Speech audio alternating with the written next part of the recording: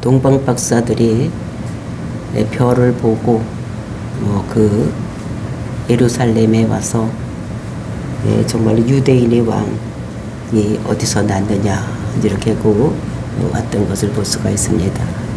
그래서 왕궁에 가서 왕자를 찾았겠죠. 왕이 있기 때문에.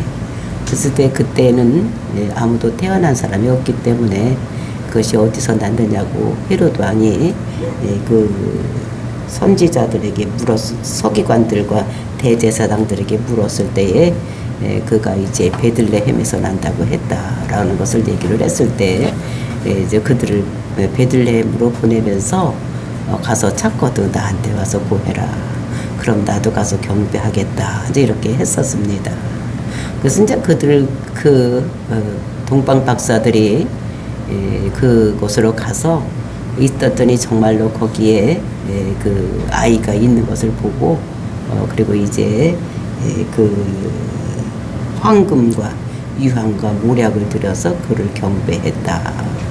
그래서 황금이라는 것은 왕을 표시하는 것이고 그리고 이제 유황이라는 것은 이제 선지자들이 그 제사장 이런 사람들이 뭐냐면 제사 드릴 때 쓰는 향단에 가서 드리는 이런 유황.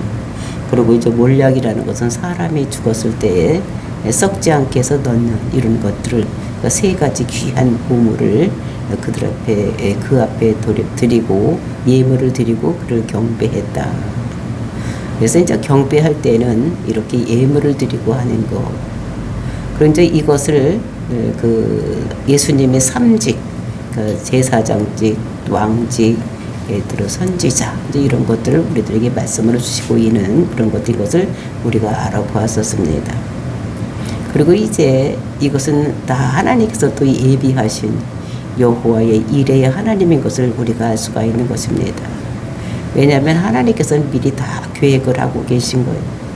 여기 있다가는 죽을 것 같으니까 이제 애굽으로 내려가기 위해서 또 거기에서 가려면 이 마리아와 요셉은 굉장히 가난했던 이런 사람들입니다. 그러니까 다른 나라에 가서 살려면 먹고 살아야 되고 이런 것이 필요하기 때문에 이런 것들을 그 동방 박사들을 통해서 예비해 놓으시고 또 그곳에 가서 피해서 살 동안에 쓸 수 있는 이런 것으로 하신 것인 것을 우리가 볼 수 있는 것입니다. 이게 마태복음에는 그런 것이 없지만 우리가 누가복음을 보면은 이제 그 정결례를 할 때에 이제 그들이 비둘기로 드렸다 이런 거를 볼 수가 있는 것입니다. 그 정결례를 드릴 때 보통 사람들은 양을 잡아서 드리고 부유한 사람은 이제 소를 잡아 드리고 이렇게 하는데 그 가난했기 때문에 비둘기를 잡아서 드리는 아주 가난한 이런 사람들이었기 때문에 이제 그 사람들이 애굽에 살려면 생활비가 필요하기 때문에 하나님께서 그 동방 박사들을 통해서 모든 것을 다 예비하는 이제 이런 하나님의 여호와의 이레의 하나님인 것을 우리들에게 보여주시는 이런 것들을 볼 수가 있었습니다. 그래서 그 일을 다 마치고 이제 그 동방 박사들이 헤롯에게 가서 그런 모든 것들을 이렇게 고하고 이렇게 있었다고 얘기를 해야 되는데 그렇게 하면 죽을 것 같으니까 하나님께서 미리 하시고 이 동방 박사들에게 이제 그리로 가지 말라 이렇게 하시는 지시함을 받고 이제 그 동방 박사들은 다른 길로 해서 이제 그 고국으로 돌아가는 이런 것입니다. 그리고 이제 이어지는 오늘 본문의 말씀에서는 이제 또 하나님께서 꿈에 사자들이 나타나서 요셉에게 말하고 이제 그래서 애굽으로 내려가라 이제 이렇게 하고 또 이제 그 하나님께서 그 꿈에 또 이렇게 보여주시는 이런 모습이 오늘 본문에서만 2번이나 이렇게 나오고 있는 것을 볼 수가 있는 것입니다. 그래서 하나님께서는 그 하나님께서 보호해 줘야 될 자들에게 하나님께서는 이렇게 그 철두철미하게 보호를 하시고 모든 쓸 것과 또는 모두 해야 될 일을 다 꿈에서 계시하는 사자들을 통해서 계시하는 이런 모습을 볼 수가 있었습니다. 우리가 예수님께서 그 잉태될 때도 이제 그 요셉이 가만히 끊고자 했을 때도 이제 하나님께서는 그것을 그 요셉에게 어떻게 잉태되었는지를 꿈에서 이렇게 헌명하는 이런 모습을 볼 수가 있는 것입니다. 그래서 이제 이 요셉은 의로운 사람이라고 그랬었습니다. 그 의로운 사람들이 그 당시에 의로운 사람이었기 때문에 그것은 율법을 잘 지키는 사람들이 의로운 사람이라 이렇게 얘기를 할 수가 있는데, 그 율법에 의하면, 신명기에 의하면 이제 이 여자가 다른 남자가 이렇게 해서 아기를 가지면 어떻게 됩니까? 돌로 쳐서 죽여야 되는 거예요. 근데 이 요셉은 그 사람을 그 마리아를 돌로 쳐서 죽이지 않고 그냥 가만히 숨기고자 해서 그냥 이혼을 하면 되겠다 이렇게 생각을 했던 이런 것들을 이렇게 볼 수가 있었습니다. 그러니까 이 사람은 하나님 말씀에 다 순복하고 살아가는 이런 사람이기 때문에 하나님께서 그를 택하시고 또 이제 그에게 나타나셔서 그 모든 된 일을 다 얘기를 하면서 앞으로 아기의 이름까지 가르쳐주고 또 그 아이가 커서 어떤 일을 할 것인가를 이렇게 말씀을 하시고 있었던 이런 것들을 볼 수가 있습니다.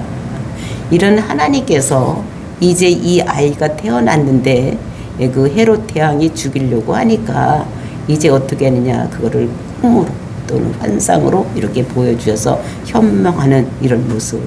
그러니까 하나님께서는 이제 이렇게 구약 시대 보면은 이제 간헐적인 성령님이 나타나서 이제 말씀을 하시는 것입니다.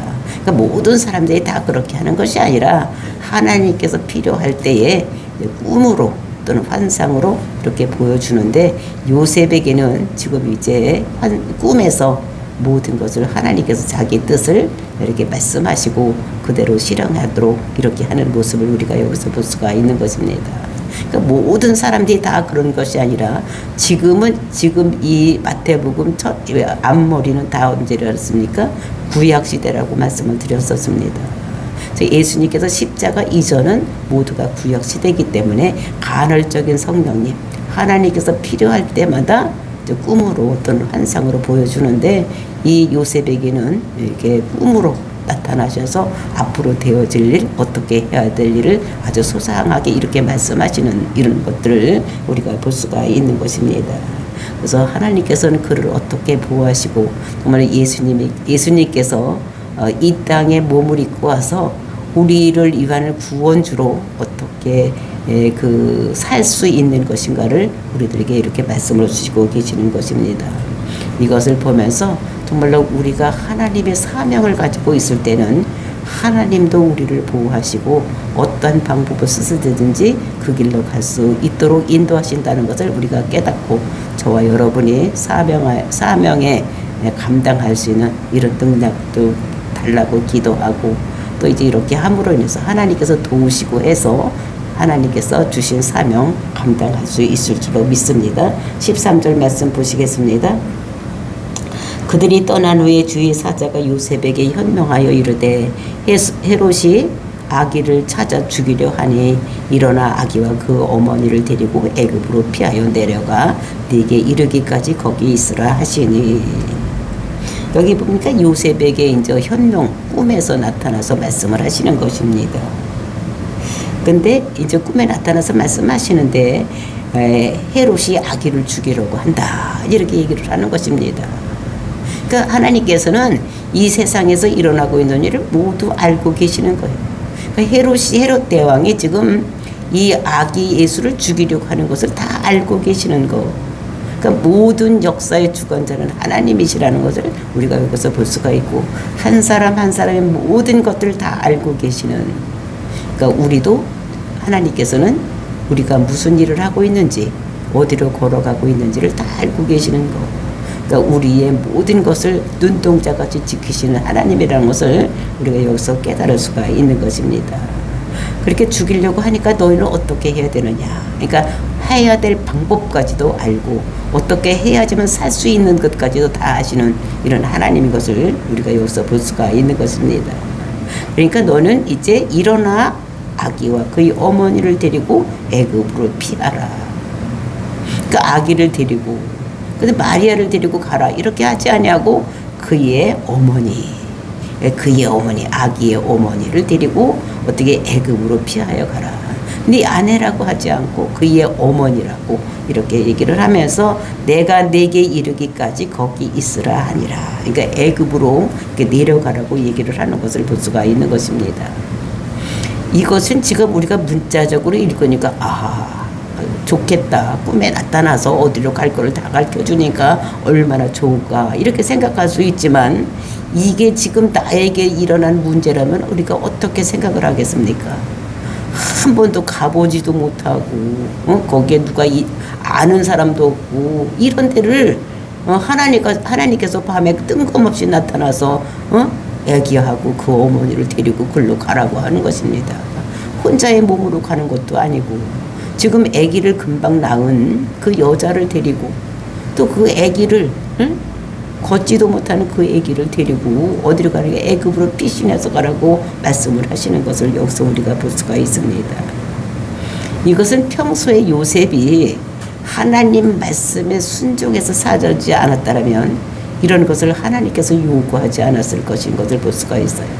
그래서 하나님께서는 이제 이 요셉이 자기가 이렇게 말씀하시면 모든 것이 이루어서 하나님 뜻대로 이 예수를 잘 키워서 모든 것을 할 수 있을 줄로 믿고 그에게 맡기신 이런 것들을 볼 수가 있습니다. 그러니까 감당할 수 있기 때문에 요셉에게 그런 것 주시고 그리고 이제 성령으로 잉태했다는 것들을 꿈에 나타나서 보여 현명하시고 또 이제 이렇게 돼서 아기가 낳는데 또 이제 죽이려고 하니까 그 아이를 데리고 애굽으로 내려가라고 이제 이렇게 한번 순종해서 나갔더니 하나님께서는 앞으로 갈 길을 다 계시를 해주시고 이끌어주시는 하나님인 것을 우리가 볼 수가 있는 것입니다. 그러니까 우리가 순종해서 살아나갈 때에 하나님께서 우리 앞길을 인도하신다는 것을 우리들에게 말씀으로 주시고 계시고 정말 하나님께서 우리에게 주신 말씀 정말 우리가 이제는 성경에 다 이게 하나님이 우리를 향한 뜻이 있습니다. 너희들이 죄악된 세상에서 너희들 죄인으로 살아갈 때는 그대로 살다는 죽는다. 그러니까 너희는 예수를 그리스도로 믿어야지 산다. 이런 말을 주셨을 때 우리는 그 말씀을 믿어야지 산다는 것을 우리가 알고 정말 우리가 정말 택한 백성이라면 끝까지 부여잡고 살아가야 되는 것을 하나님께서는 첫 번에 이제 이렇게 해서 그 말씀에 순종했을 때 그 다음 길로 넘어가서 또 태어났을 때 애굽으로 가라고 이렇게 얘기를 하는 것을 그리고 이제 거기 가서 사는데 어떻게 사느냐 내가 지시해서 올 때까지 널 거기서 머물러 있어라 이렇게 얘기를 하는 것입니다. 근데 그 애굽이 그 유대 땅에서 애굽까지 이게 먼 길을 또 가야 되고 그것은 한 나라가 아니라 다른 나라로 가야지 되는 거 이거 엄청 힘든 것입니다.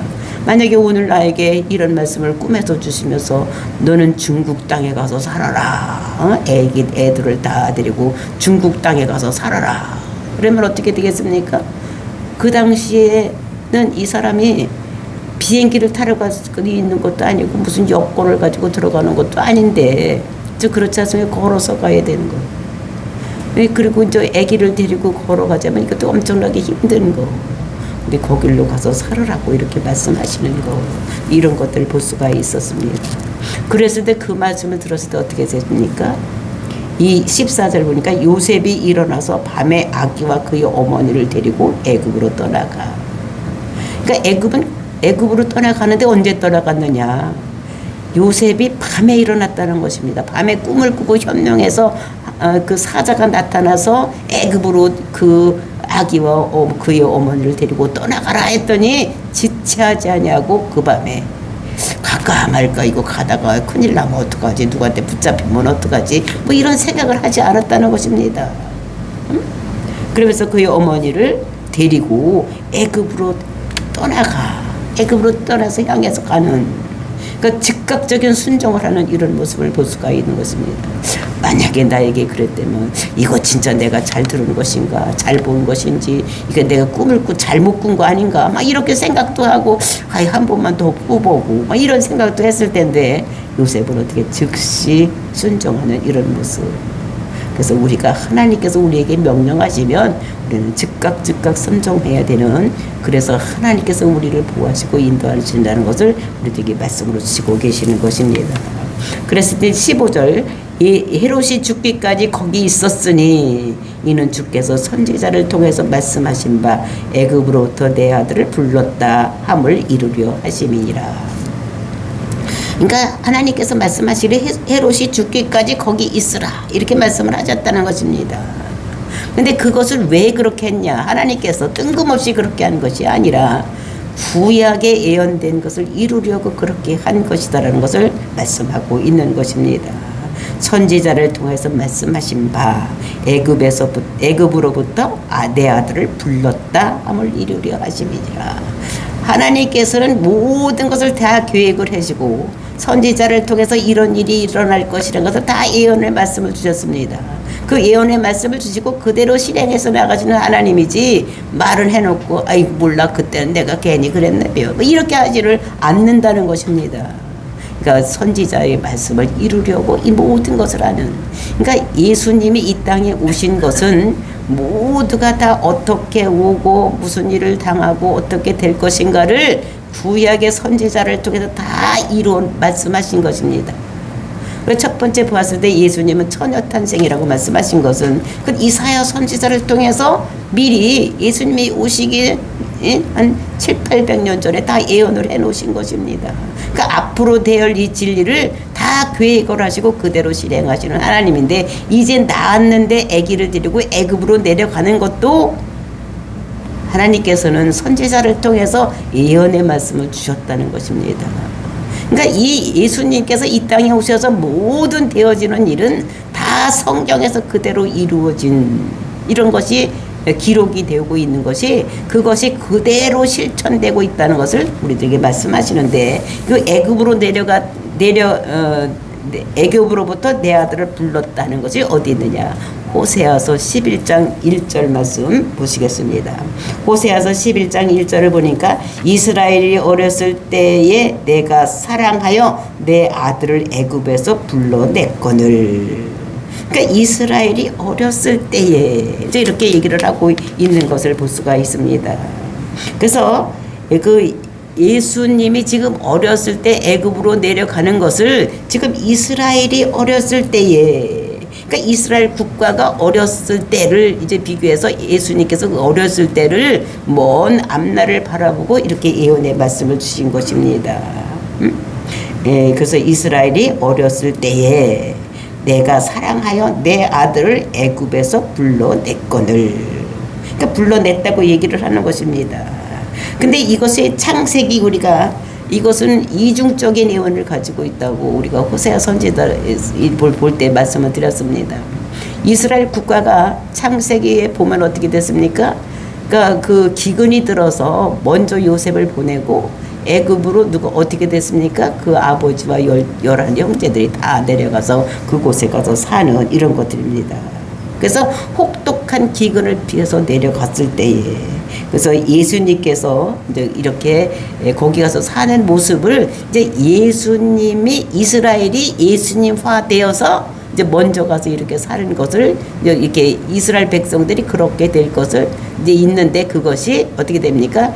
그 이스라엘이 예수님화 되어서 이렇게 오신 것을 이렇게 말씀하고 있는 것입니다.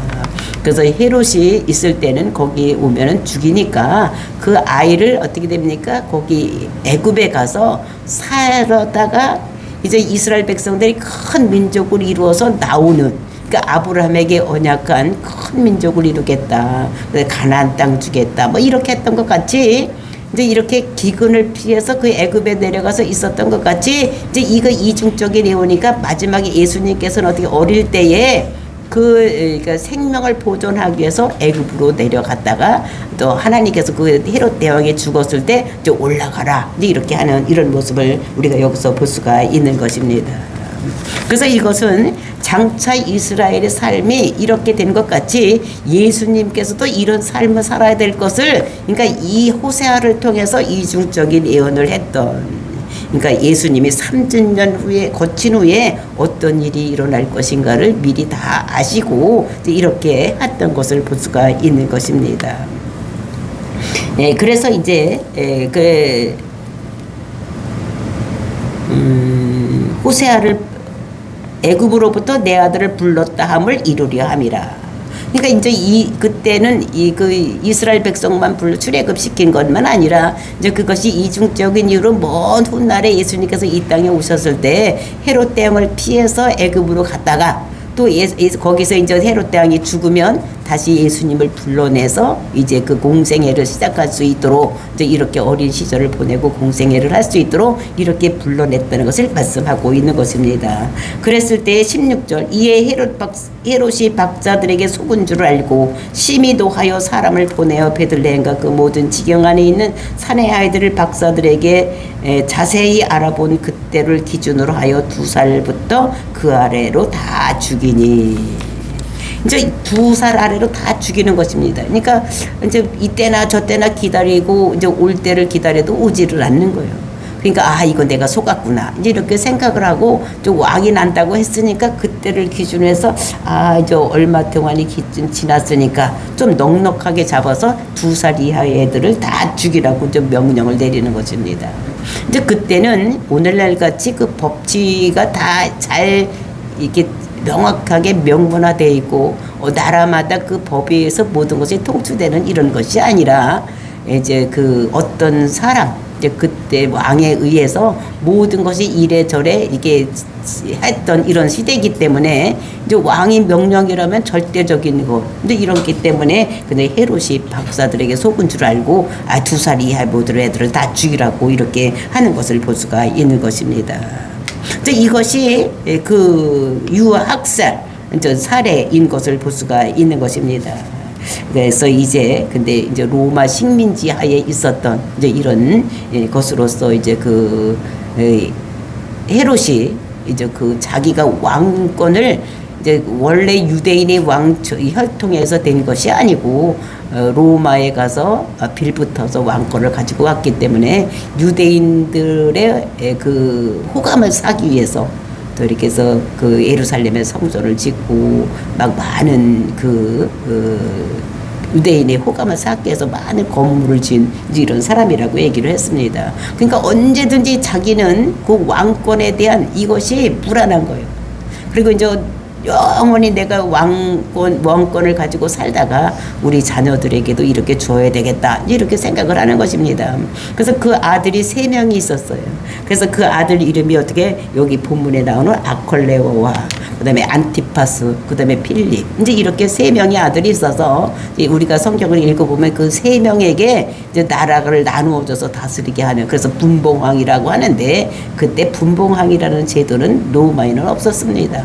그것이 무엇이냐면 한 그 고을을 다스리는 영주 뭐 이렇게 생각을 하시면 되겠습니다. 근데 이제 그거를 왕이라고 이제 자기들이 왕이 그렇게 되고 싶었기 때문에 왕이라고 이렇게 했던 이런 것들을 볼 수가 있는 것입니다.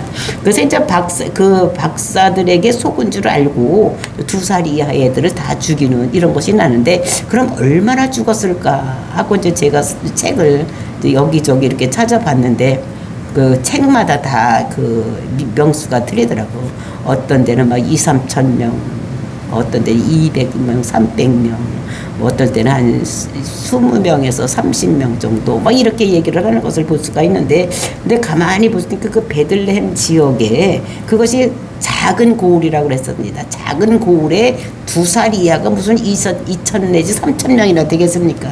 그때 인구가 그렇게 많지도 않은데 또 작은 고을인데 그렇게 많지 않았을 것 같아서 제가 생각하기는 한 20-30명 되지 않을까 뭐 이제 이런 정도로 생각하는데 그것이 중요한 것이 아니라 몇 명이 중요한 것이 아니라 하여튼 2살 이하는 그 왕으로서 이렇게 택함을 받은 이게 하나님이 내보냈다는 이런 사람을 완전히 없애버리기 위해서 자기가 왕권을 계속 유지를 하고 아들에게 넘겨주기 위해서 이런 일을 했다는 것, 유아 학살을 했다는 것을 그러니까 얼마나 그 헤롯 대왕이 잔인한 사람이고 그 왕권에 목매어 사는 사람인지를 알 수가 있는 것입니다.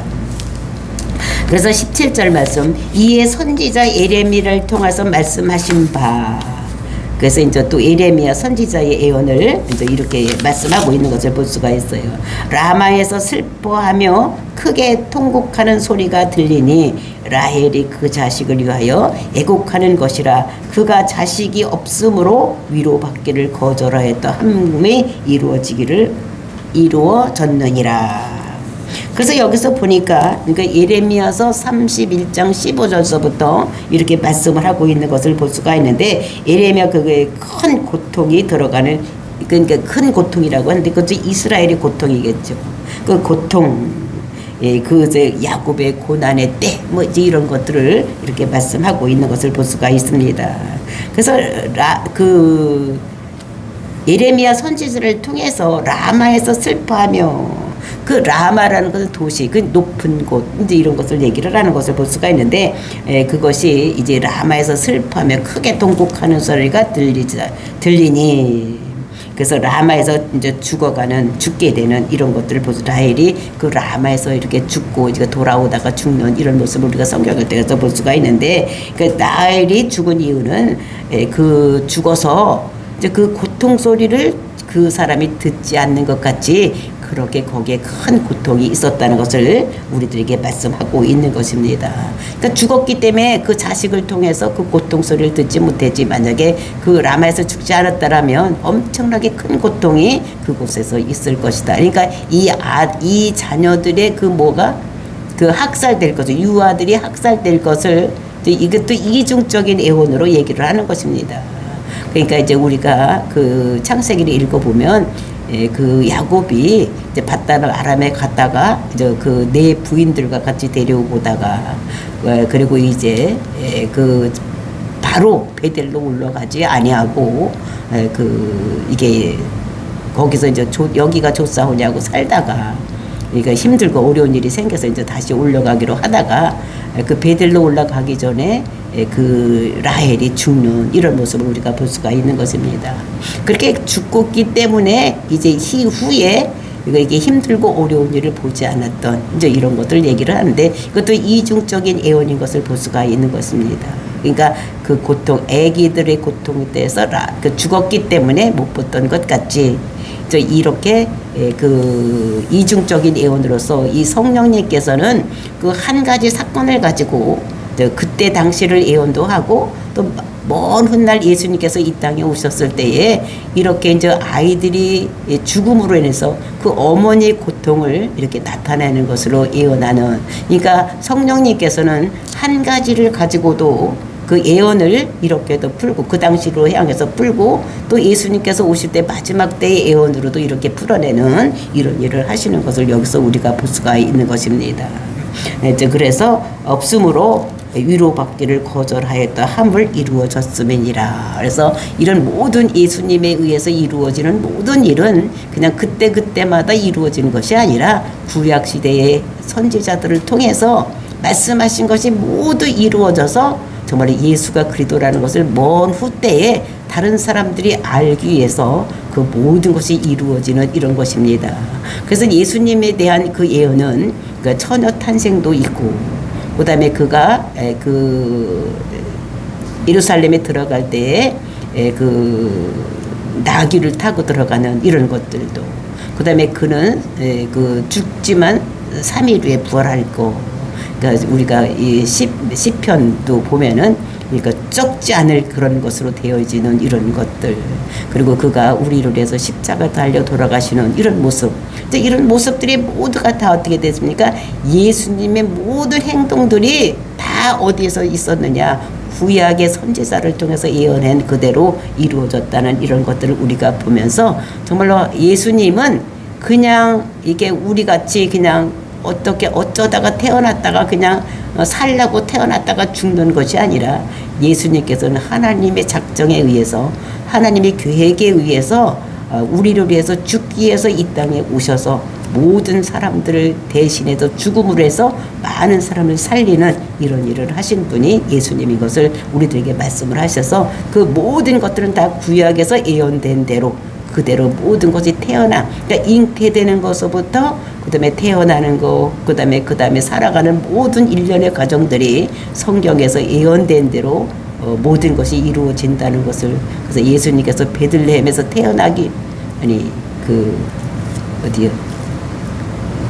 예수님께서 태어난 곳이 그곳 그것도 어떻게 됩니까? 다 예언된 대로 그렇게 되어지는. 그래서 이제 그렇게 하기 위해서 예수님께서 어떻게 됩니까? 그 고향에 가서 이렇게 모든 호적을 하러 갔을 때 거기서 태어나게 되는 이런 것을 우리가 볼 수가 있는 것입니다. 다 같이 기도하겠습니다.